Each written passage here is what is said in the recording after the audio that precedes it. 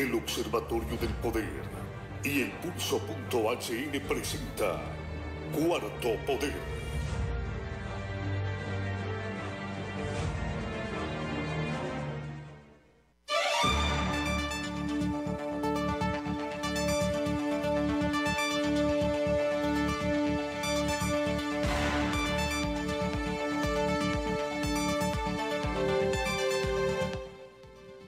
Buenas tardes, amigas y amigos. Bienvenidos a esta emisión de Cuarto Poder, canal hondureño de televisión CHTV Radio Globo.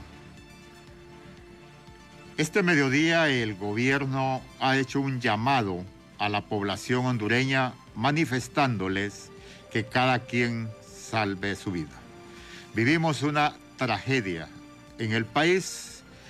El huracán ETA, ahora convertido en tormenta tropical, expande su furia con las lluvias en toda la región centroamericana.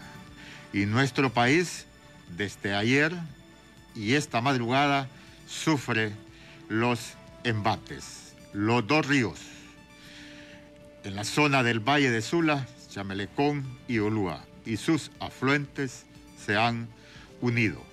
Es un inmenso mar en que se encuentra lo que es la zona de San Manuel, la zona de Villanueva, La Lima, la zona de Progreso.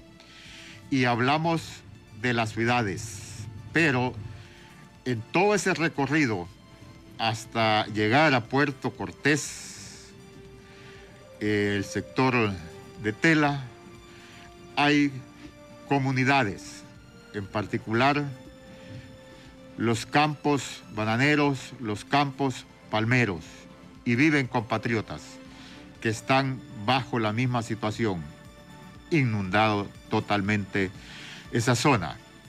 El gobierno prácticamente, al decir que cada quien salve su vida, es un reconocimiento tácito de su incapacidad, al pedirle a particulares que pongan a disposición sus lanchas, que pongan a disposición sus helicópteros para poder rescatar a aquellos compatriotas que han quedado aislados, que están en los techos de sus casas, en árboles, donde hayan logrado mantenerse con vida hasta este momento. Es lamentable la declaración de incapacidad del gobierno.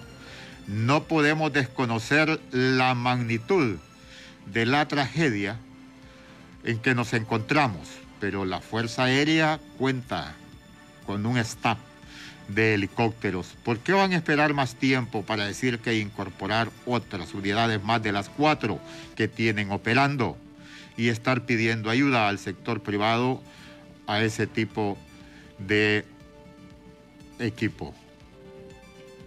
Al igual que las lanchas, la Marina hondureña tiene lanchas, pero sin embargo el gobierno ha hecho esa solicitud. ¿Qué le podemos sugerir? Que haga lo que le manifestaron y ser solidario, buscar el lugar más seguro. Las lluvias continúan, seguirán bajando las aguas de las montañas. En esta zona, los ríos de Occidente que descargan o desembocan en el Chamelecón y en el Ulúa, los ríos de La Paz, los ríos de Comayagua que desembocan en el Umuya, que también abastece lo que es la represa Francisco Morazán, más conocida como El Cajón. Así está, digo, la situación es dramática para nuestro pueblo y al mismo tiempo alertamos a los departamentos de Valle que hasta este momento en lo que es no se ha manifestado, pero la represa de Nacaome también ya está al tope. Una vez llenas las represas, las aguas de ese río siguen su cauce. Choluteca, acá en Tegucigalpa, Por la mañana no ha llovido, pero hay amenaza. Las aguas que caen en Tegucigalpa, no olvidemos que el río Choluteca nace en Lepaterique, cruza esta ciudad, recorre parte del paraíso. Esas aguas van también para la zona sur. Tome sus propias medidas. Si en este momento hay incapacidad para poder dar respuesta a la zona norte de nuestro país y para las horas de la noche o el día de mañana la situación sea difícil también en la zona sur, pues la incapacidad solo aumentará. Así está, dijo, la situación planteada. La situación no será fácil para todos nosotros como hondureños. Hasta este momento se registran, no oficiales, 25 pérdidas de vidas humanas. En ellos incluyen 5 niños. No los queda más, entonces, que tomar nuestras propias medidas. Y los de la capital, pues también conocemos la vulnerabilidad. Le comento que yo vi ese río Choluteca ayer como a las 5:20 y a las 7 de la noche estaba desbordándose.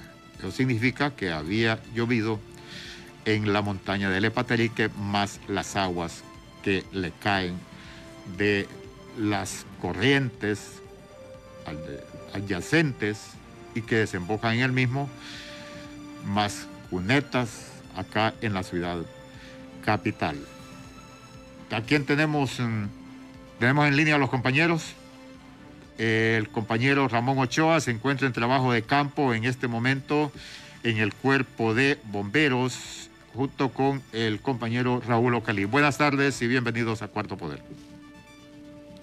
Muy buenas tardes, don Carlos Paz. Saludos a todo nuestro auditorio a nivel nacional, las personas que nos sintonizan también a través de CHTV. Los saludamos. En efecto, don Carlos, estamos en este momento desde el cuartel general del Cuerpo de Bomberos en Tegucigalpa, a la espera de las reacciones de don Oscar Triminio, quien es el vocero de esta institución. Sabemos y entendemos la carga de trabajo que tienen en este momento. Alabamos, aplaudimos también la labor del Cuerpo de Bomberos, que quizás con menos presupuesto que muchas otras instituciones, pues han estado efectivos a nivel nacional en las labores de emergencia, porque ya suman una gran cantidad, más de 2.000 personas evacuadas hasta el momento, según los reportes que nos da el Comité Permanente de Contingencias COPECO.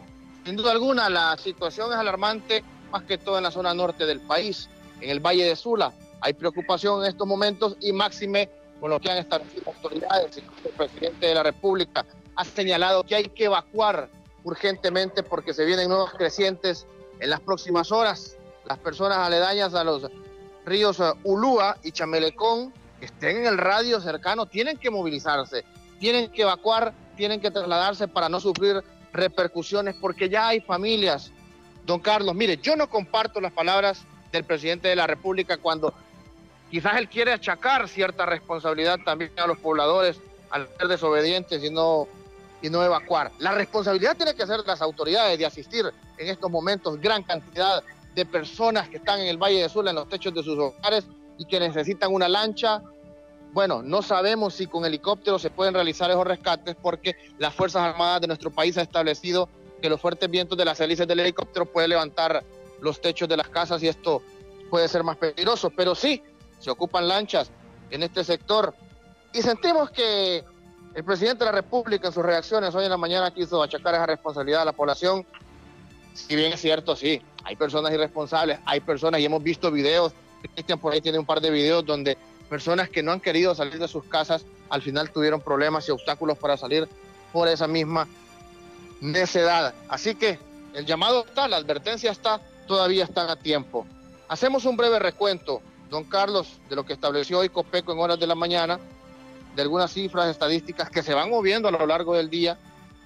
Lo invitamos a visitar Diario Digital El Pulso en su página web www.elpulso.hn. Nos reporta El Pulso que según el último reporte del Comité Permanente de Contingencias COPECO, los daños ascienden a 7 víctimas mortales, esto en horas de la mañana. Ya en estas horas de la tarde se habla cerca de 20 víctimas mortales a causa de esta emergencia.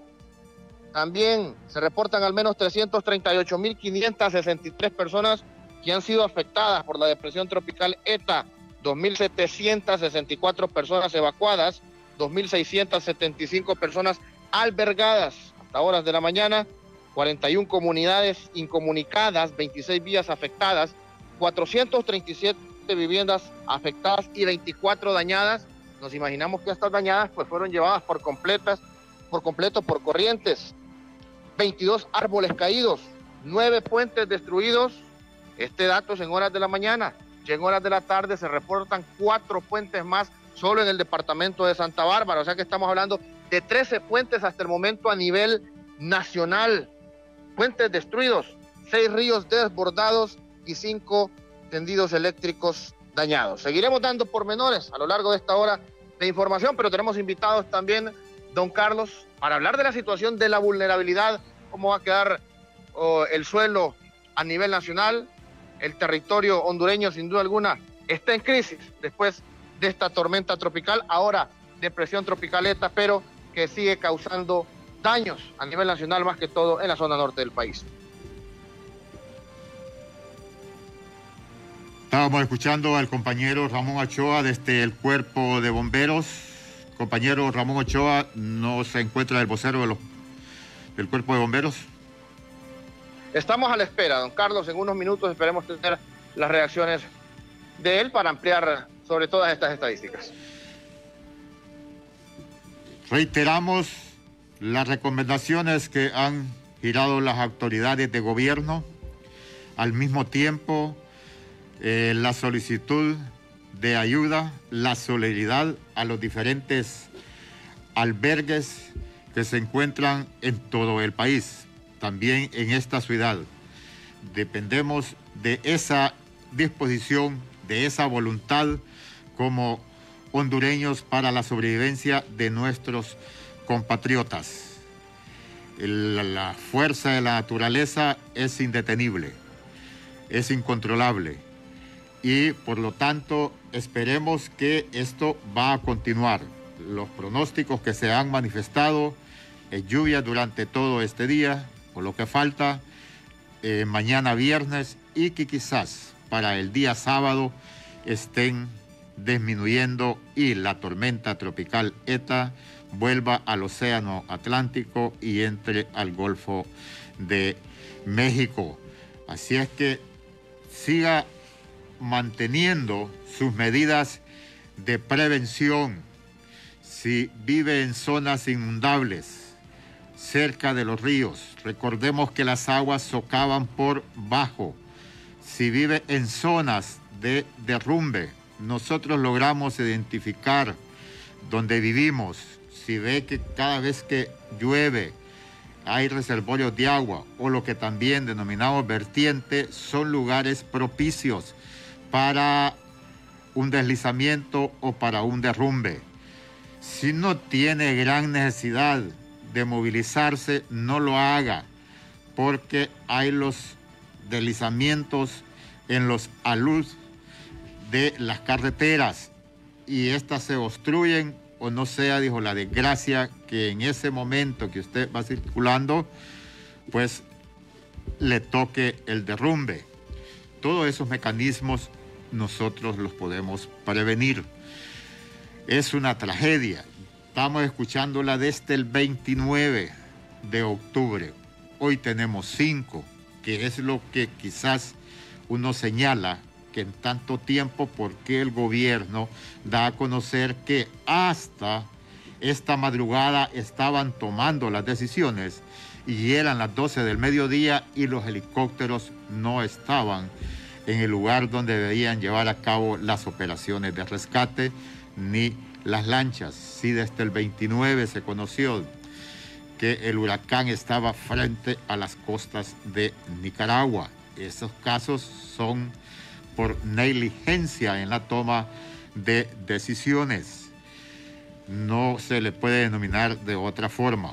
Reitero, sin desconocer la magnitud del fenómeno que nos azota.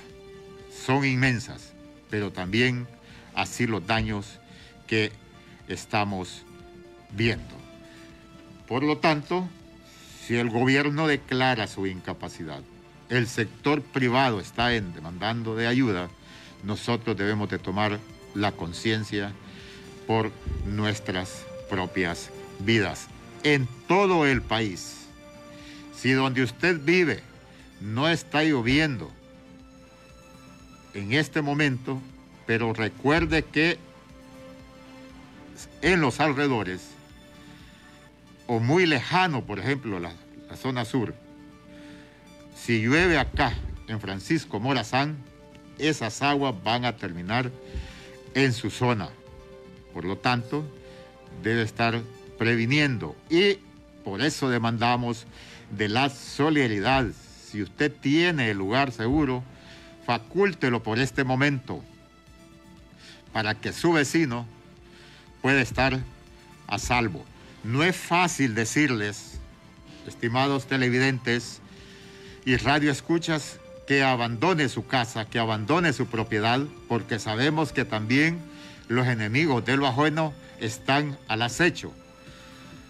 Pero tiene que decidir entre su vida y los bienes materiales, porque ese es el otro problema. En muchas ocasiones nos aferramos, vemos el peligro, pero existe el temor que no me puedo llevar la gallina, no me puedo llevar el chancho, porque el vecino me puede dar albergue como persona, pero no le va a dar a mis animales. También estamos conscientes de eso y entendemos que la decisión no es tan fácil tomarla, pero estamos hablando de su vida.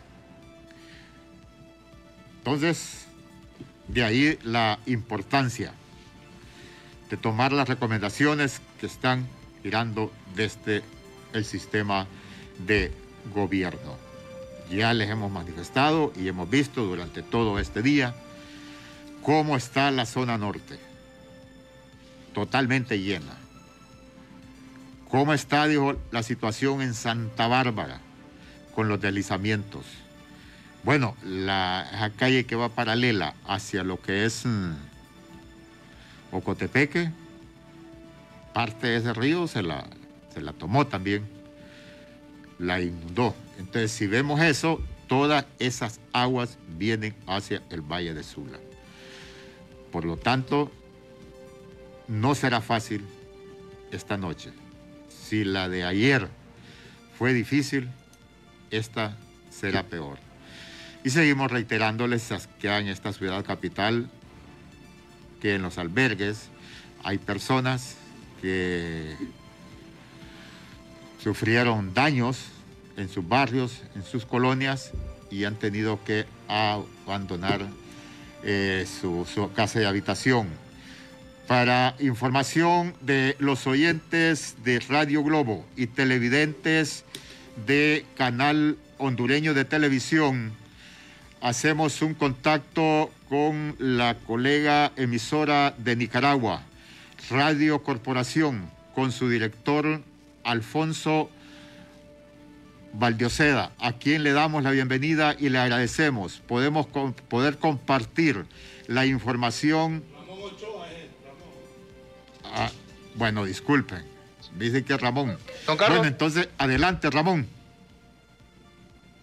Muchas gracias, don Carlos Paz. Estamos en vivo en estos momentos desde el cuartel general del Cuerpo de Bomberos en Tegucigalpa con el coronel Artica. Él es el inspector general del Cuerpo de Bomberos, quien nos da detalles de la situación que está viviendo nuestro país en estos momentos. Emergencia nacional, preocupación en la zona norte del país, pero el Cuerpo de Bomberos no se detiene en este importante trabajo. Gracias, coronel, por estar con nosotros. Estamos en vivo a través de Cuarto Poder Radio Globo. Buenas tardes. Sí, muy buenas tardes, muchísimas gracias por la oportunidad que ustedes nos brindan para informarle a la ciudadanía. Como usted lo mencionó, ¿verdad? Estamos haciendo una labor ardua, no solamente aquí en la capital, sino que a nivel nacional, principalmente en lo que es la costa norte, donde tenemos pues comunidades y municipios completamente inundados, ¿verdad? Como ser el municipio de La Lima, en Progreso, también tenemos el sector de San Manuel Cortés, Potreríos, Pimienta.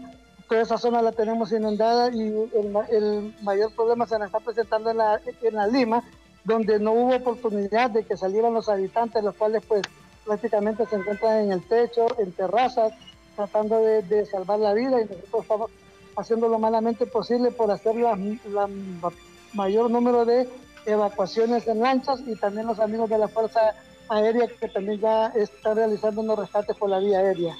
Desde horas de la mañana hay personas en los techos de sus hogares pidiendo auxilio, llamando a los medios de comunicación por las distintas redes sociales. Ha sido difícil por parte de las autoridades poder evacuar a esta gran cantidad de personas. ¿Qué nos puede decir de la logística que se cuenta, no solo del cuerpo de bomberos en estos momentos, sino que de esas instituciones que usted menciona que están trabajando en colaboración, Fuerzas Armadas, OPECO y todos los entes de emergencia que se están sumando en estos momentos? ¿Se van a poder dar abasto para evacuar a esa gran cantidad de personas que están en los techos de sus hogares pidiendo auxilio en estos momentos? Bueno, como le menciono, estamos haciendo lo humanamente posible, inclusive de acá de Tegucigalpa desde tempranas horas mandamos personal, tanto por la vía aérea como también por la vía terrestre, pero tenemos el problema del personal por la vía terrestre que no encuentra pasos para llegar hasta la zona, ya que desde la barca para allá ya no hay paso, está completamente incomunicado.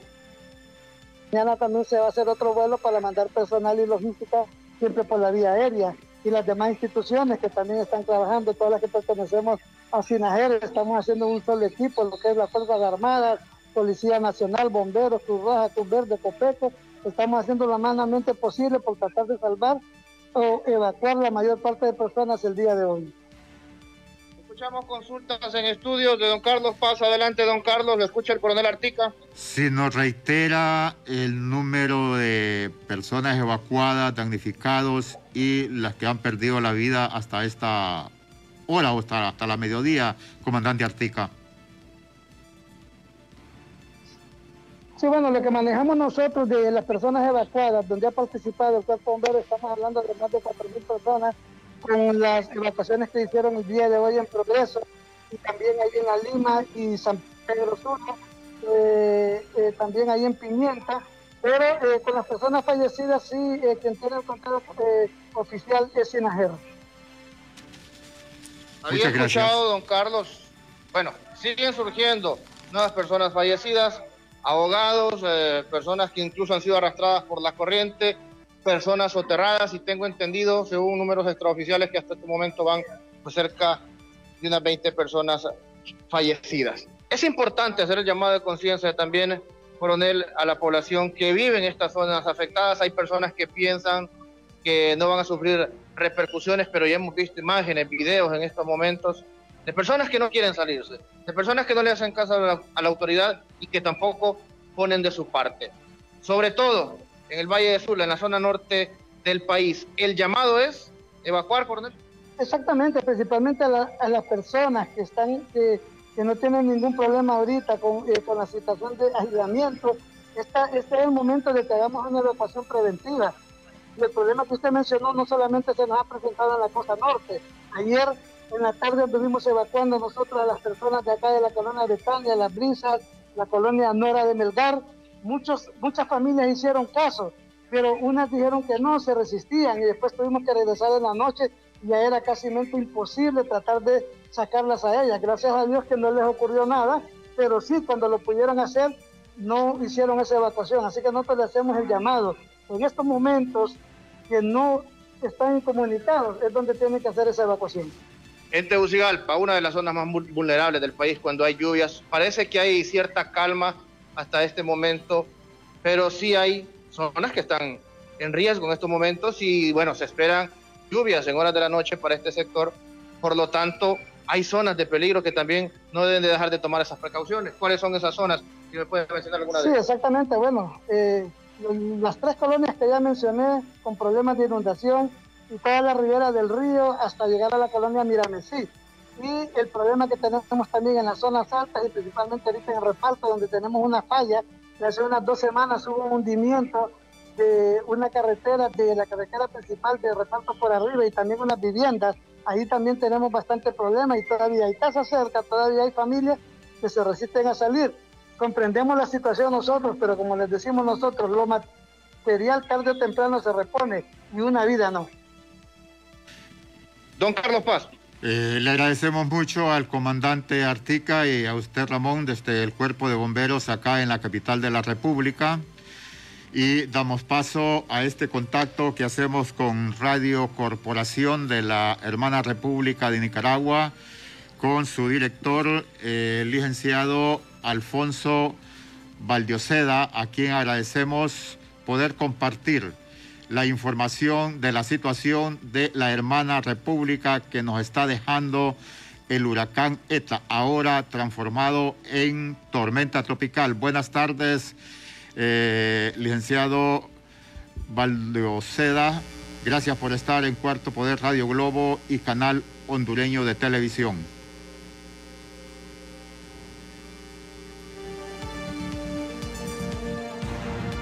Cristian, tenemos dificultades en la conexión.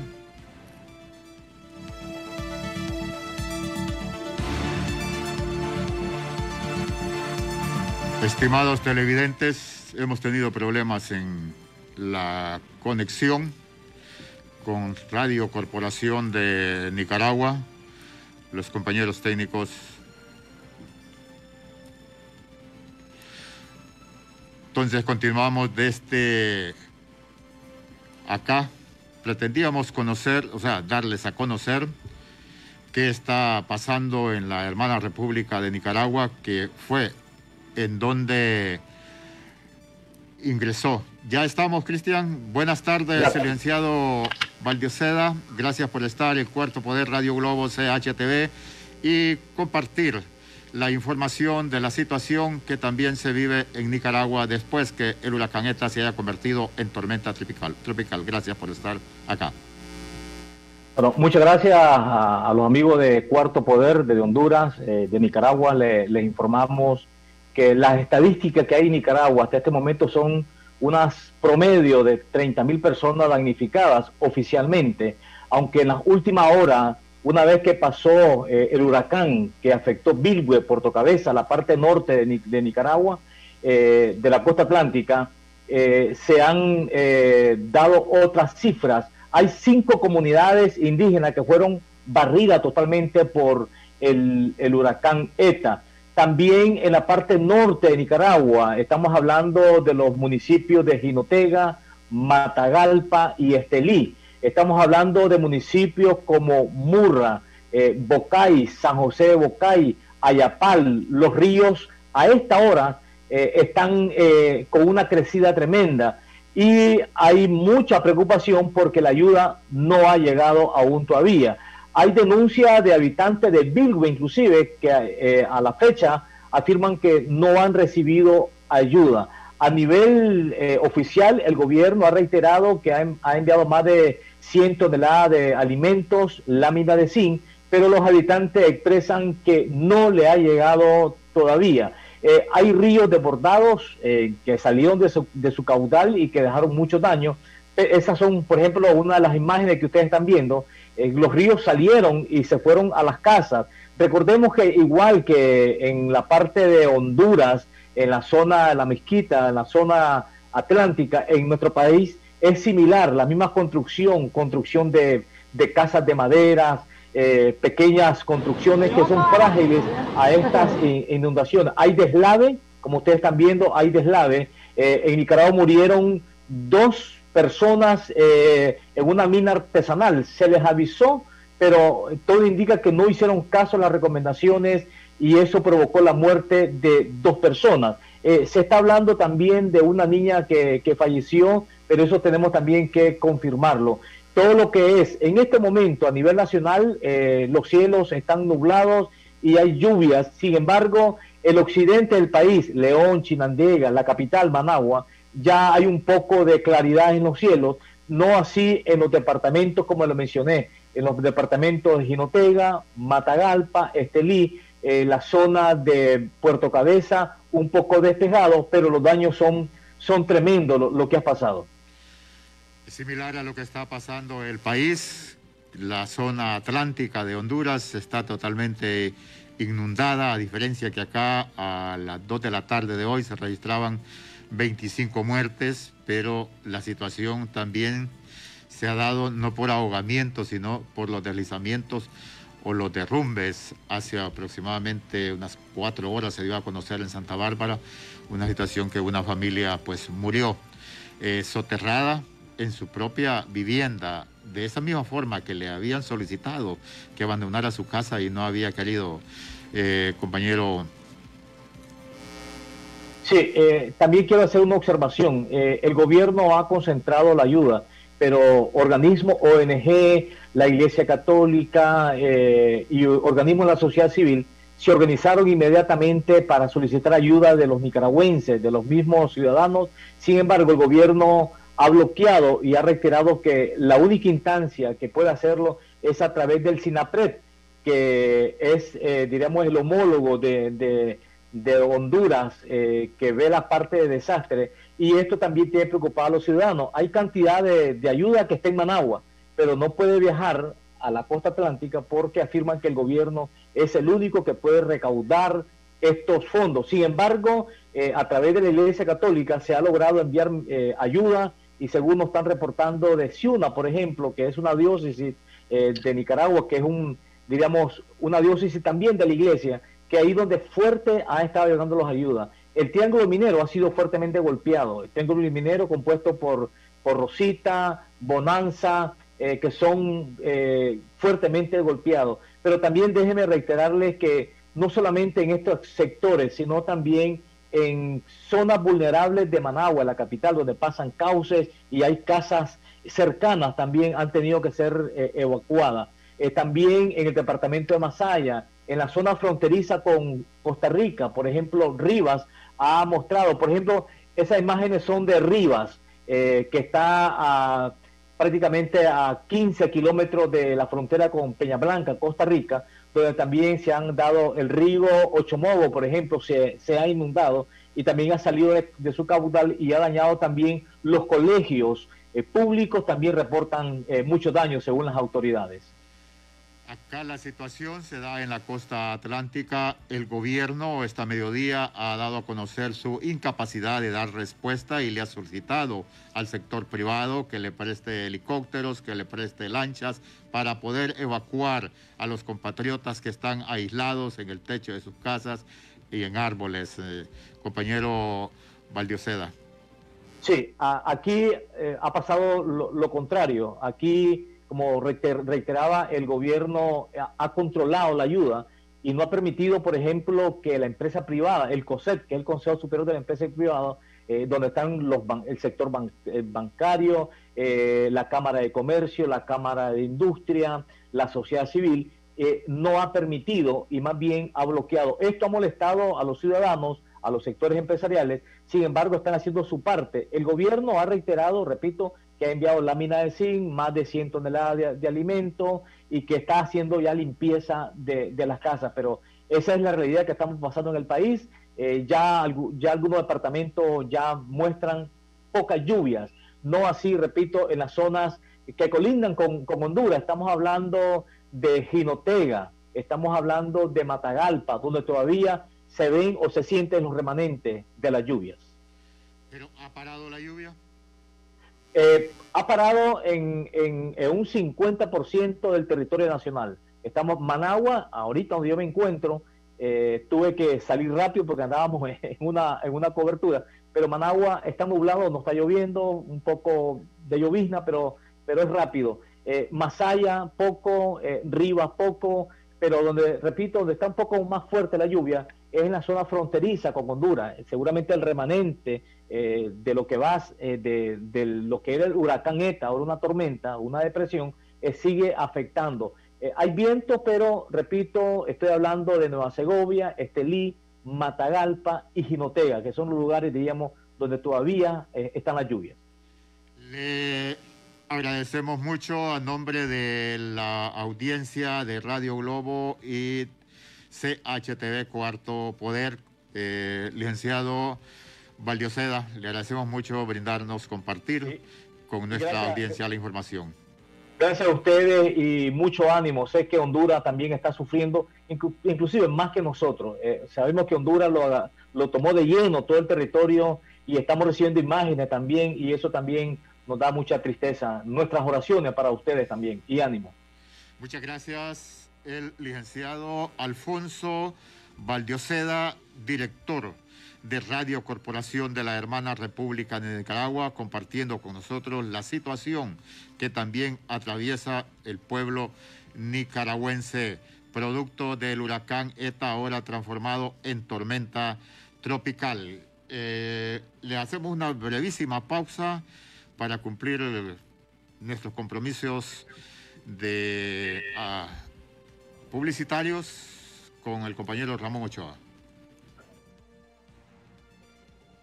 Así es, don Carlos, recordarle a la población a nivel nacional que somos una cortesía del Pulso. Informes en estos tiempos de emergencia en Diario Digital El Pulso, en las redes sociales. Búsquenos en Twitter, en Facebook, en Instagram y en su página web www.elpulso.hn.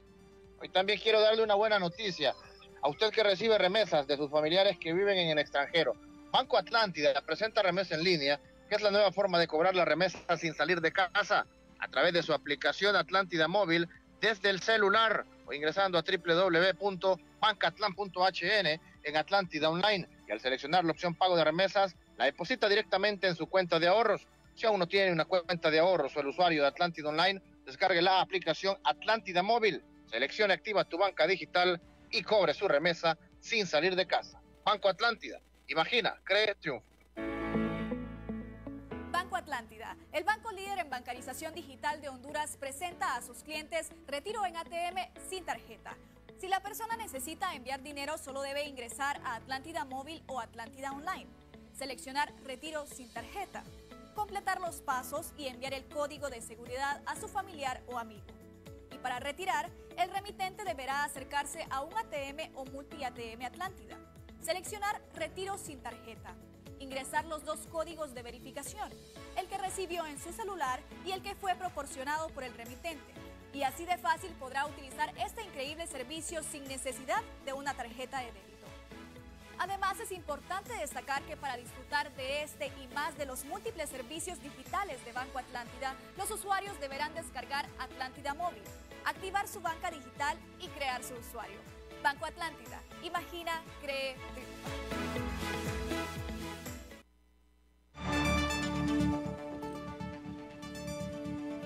Estimados oyentes y televidentes, está en sintonía de Cuarto Poder. Analizábamos la situación de la tragedia que nos azota, al igual que al pueblo nicaragüense, provocado por la tormenta tropical ETA.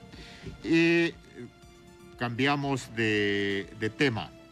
Las elecciones en Estados Unidos, que aún no están resueltas en definitiva, pero que los resultados le dan el triunfo al señor Biden, ¿qué incidencia tienen en nuestro país el hecho que estén los demócratas o que estén los republicanos?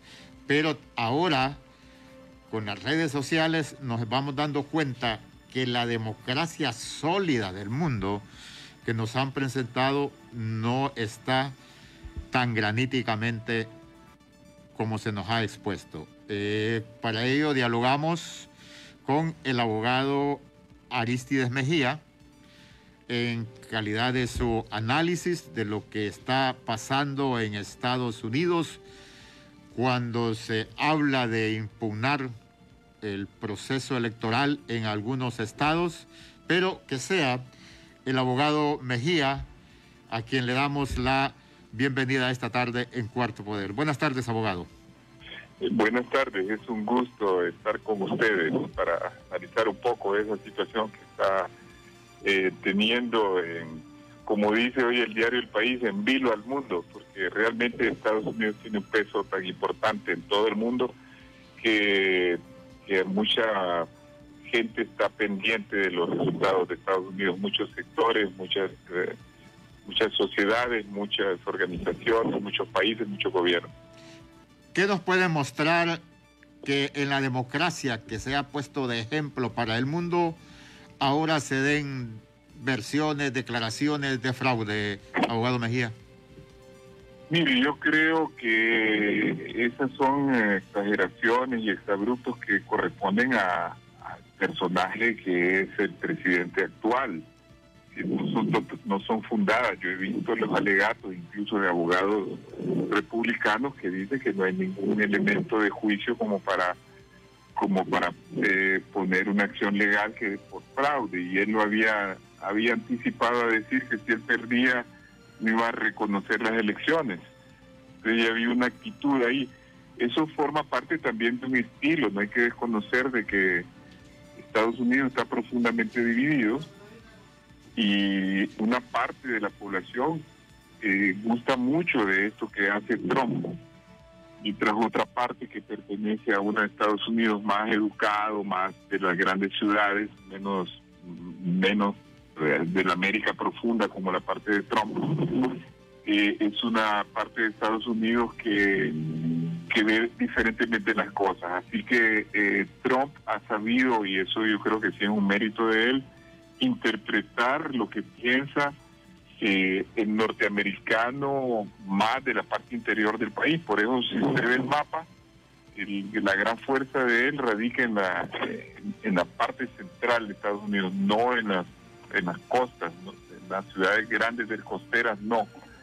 Y eso es importante porque también corresponde a una visión diferente del mundo, en tanto que la gente del interior del país cree que Estados Unidos debe mantenerse más aislado, mirar más hacia adentro, no hacer tantos acuerdos internacionales, no gastar tanto en la defensa común como en la OTAN, no suscribir acuerdos como el cambio climático porque eso perjudica cierta forma de la economía, y quiere que se gaste menos dinero en las organizaciones internacionales, romper acuerdos comerciales como el del Pacífico, modificar los acuerdos existentes como lo que hicieron con el tema del aluminio en Canadá y con Europa y también con México. Esa visión de Estados Unidos que por otro lado es una visión también de ruptura de buenas relaciones con China, sino que ya entrar en una mayor competencia de tipo económico para repatriar las grandes empresas a Estados Unidos, ha dado sus resultados a un sector de la población. Y Biden tiene una visión diferente. Biden es una visión más liberal, de demócrata, que cree más en los valores de la democracia, en los pesos, en los contrapesos, cree más en la libertad de prensa, cree más en el multiculturalismo del que está compuesto su propio país, que está sumido en una crisis de división racial también, cree más en armonizar al país y cree más en el multilateralismo, en lograr acuerdos con otros países, en la colaboración internacional. Si bien yo creo que Trump va a dejar marcado el país en el sentido de que en cierta forma tenía alguna razón en cuanto al económico, porque ya estaban perdiendo mucho terreno frente a China. Yo creo que decía el gran mérito de él. Y al final el regreso de un gobernante, porque creo que Trump va a perder y se va a imponer Biden, va a favorecer las buenas relaciones con América Latina, porque la visión de ellos no es tanto aislarse, no es descuidar a los países de América Latina, es al contrario, es volver a otro tipo de acuerdos en los que sí importa la democracia de cada uno de los países, importa la decencia de los gobiernos, importa el respeto a los derechos humanos, que respeten los procesos electorales, y por eso yo diría que ahora el presidente de aquí y de su gobierno y su Partido Nacional está perdiendo un gran aliado que no le importó darle su reconocimiento a pesar de todos los problemas que tenía ese gobierno desde la elección pasada, de 2017. Así que eso es lo que puede ir y cambiar un poco la situación interna del país a raíz de esta elección. Abogado Aristide Mejía, nos acompaña también la compañera periodista Nincy Perdomo, coordinadora de investigación de Diario Digital El Pulso. Buenas tardes, Nincy. Sí. Buenas tardes. Buenas tardes, don Aristide Mejía. Una de las cosas que son, bastante notorias, ¿verdad?, sobre estas acusaciones de fraude que está haciendo Trump, que las hizo preliminarmente antes de que se dieran las elecciones, y lo vimos, incluso mucho tiempo antes con su estrategia de deslegitimar el voto por correo, y de debilitar también la estructura de la institución del correo en Estados Unidos, que es una de las instituciones más respetadas. Lo que se puede ver es que también no es un hecho aislado, ¿verdad? Sino que estamos viendo que consistentemente pues más líderes, y especialmente líderes políticos de corte populista, están utilizando este recurso, ¿verdad? El recurso de llamar al fraude antes de que se den las contiendas electorales, ¿verdad? Tenemos el caso de Jair Bolsonaro en Brasil, que utilizó pues milicias de WhatsApp para poder hacer ese tipo de para meter estos temores infundados en la población de Brasil previo a la elección. Y pues más cercano, pues tenemos a Nayib Bukele, que también hizo este tipo de denuncias antes de la elección, pese a que El Salvador, en el Triángulo Norte, es uno de los países que tiene uno de los sistemas electorales pues más robustos. Entonces, por un lado, ¿por qué se busca? Porque estas figuras populistas buscan deslegitimar las instituciones electorales para validar su discurso como una verdad absoluta, ¿verdad? Aunque no tengan pruebas. Y por el otro lado también, ¿qué nos dice esto de los sistemas electorales actuales? Porque, por ejemplo, en el caso de Honduras sabemos que hay muchas denuncias de fraude electoral. De hecho, la que fue presidenta el año pasado del Consejo Nacional Electoral, la abogada Rixi Moncada, hizo denuncias de que se estaba fraguando un fraude. Pero pues obviamente nuestro sistema electoral tiene falencias, ¿verdad?, que necesitan resolverse. Entonces, ¿qué nos dice esto? ¿Qué es lo que necesita nuestro sistema electoral en particular para conectar con los electores? Sí, buenas tardes. Mire, yo creo que no son situaciones comparables, ¿verdad? Porque estamos hablando en Estados Unidos de un país que tiene una fuerte institucionalidad que ni siquiera con un autócrata como Trump pudo desestabilizar el país, porque hay pesos y contrapesos. Recuerde usted que las primeras medidas que él quiso tomar, un poco arbitrarias, fueron totalmente anuladas por pequeños jueces, ni siquiera por la Corte Suprema, sino por pequeños jueces, porque ahí funciona la justicia. Ahora bien, ¿qué es lo que pasa con los populistas? Que me parece muy bien que usted lo haya mencionado.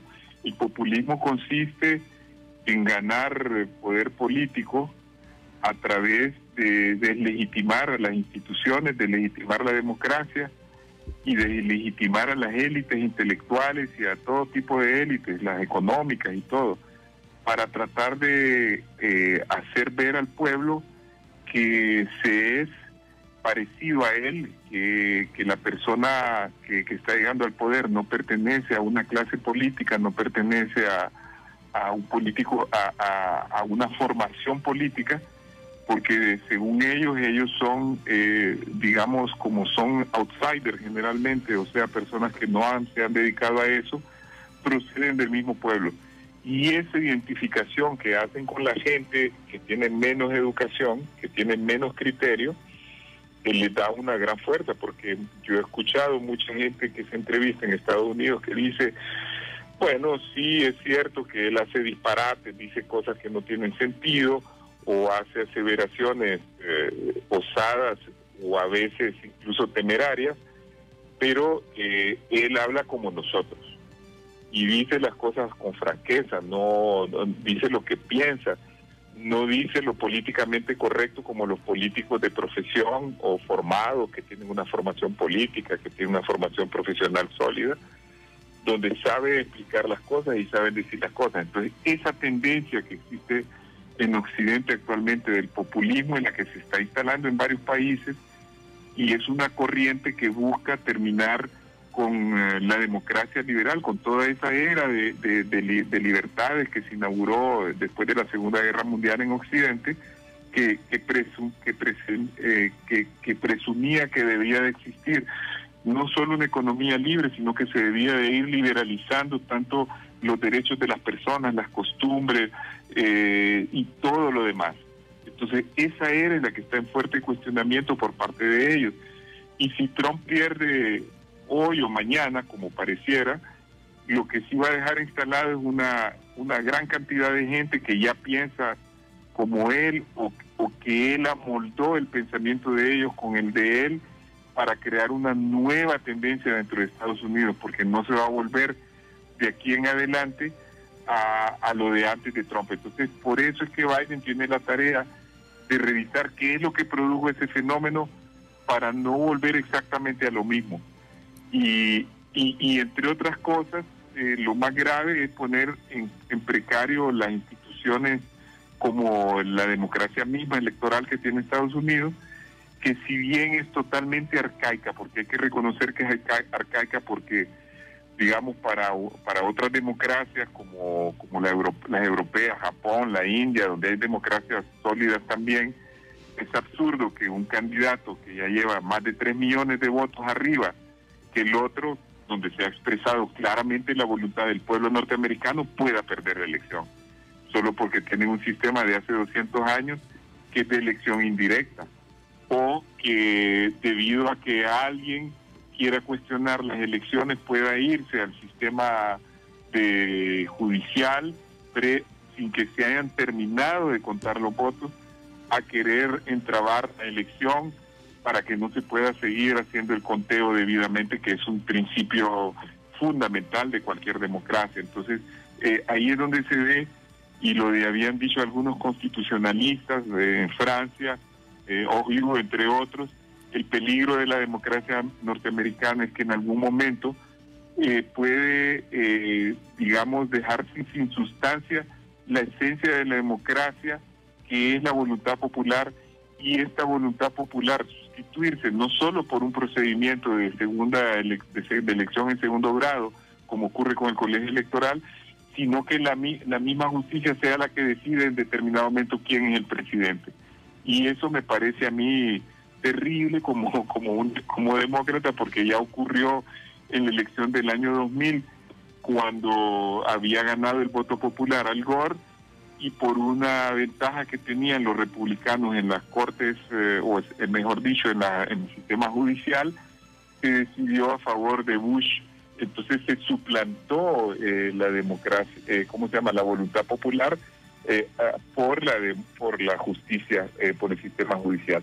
El caso de Honduras es mucho peor, porque aquí ni siquiera llegamos al conteo de votos real, ¿verdad? Aquí hay fraude en las mesas, aquí hay fraude en la transmisión, aquí hay fraude en todas las declaraciones, aquí es un desastre, que es lo que estamos intentando de arreglar para las elecciones del próximo año, en la que hemos trabajado, como ya se sabe, en un proyecto de ley para mejorar ese sistema y que no vuelva a ocurrir lo que pasó en 2017 y en 2013. Y creo que el gane de Biden va a ayudar en alguna medida, porque como Estados Unidos es tan influyente en Honduras, creemos que ese cambio de gobierno ahí va a influir sobre la democracia hondureña, siendo que a ellos sí les importa más el sistema democrático que al actual ocupante de la Casa Blanca. Compañera Nincy, nos quedan 2 minutos para los dos. Que únicamente para terminar esto, precisamente hablando de esa transición de gobierno, ¿qué podemos esperar de esa transición? O sea, si Biden llega a ganar la presidencia, y o sea, ¿qué nos puede esperar el próximo gobierno independientemente de quién gane en esta nación tan dividida? ¿Qué es lo que se puede esperar del próximo gobierno? Esa es la pregunta. Sí. Sí, así es. O sea, ¿qué podemos esperar? ¿Qué le va a tocar hacer al gobierno en tan dividida? Yo creo que Estados Unidos, como todo país, y sobre todo un país fuerte y grande como ese, hace prevalecer sus intereses, y eso es normal, y como debería ser normal de nosotros, hacer prevalecer nuestros intereses. Y sus intereses son regulaciones en materia migratoria. Eso da casi igual que en ambos, que en cualquiera de los dos gobiernos. Lo que sí va a ser más importante, me parece a mí, lo del intercambio comercial que tenemos con Estados Unidos, eso permanece más o menos igual, porque ambos adhieren a una economía libre de mercado, tanto como nosotros lo hacemos. En lo que puede haber una gran diferencia es en el tema de la democratización de Honduras. Yo creo que yo conozco personalmente a Biden, estuve todo un día completo con él cuando yo era designado presidencial por nominación, y lo he seguido su trayectoria. Es un hombre de convicciones democráticas fuertes que va a apoyar la democratización de América Latina muy fuertemente, ¿verdad? tanto de un lado como de otro, porque en el caso de Trump solo le interesaba democratizar a Venezuela, pero se hacía de la vista gorda en caso de Honduras, donde no hay una verdadera democracia. Entonces creemos que este cambio sí va a ayudar a ese propósito, porque Estados Unidos es muy influyente en ese sentido y no creemos que le va a dar ningún tipo de oxigenación a un gobierno tan desacreditado y tan autoritario y tan sumido en tantos problemas, porque los demócratas entienden perfectamente bien que tener un gobierno de este tipo significa más problemas para Estados Unidos, más migración, en tanto que hacer las correcciones democráticas que Honduras necesita va a significar de que hay posibilidades de que este país se enderece hacia otro rumbo. Muchas gracias, abogado Aristides Mejía. Bueno. Y a la compañera Nincy Perdomo de Diario Digital El Pulso, y a ustedes, estimados televidentes y oyentes de Cuarto Poder. Buenas tardes.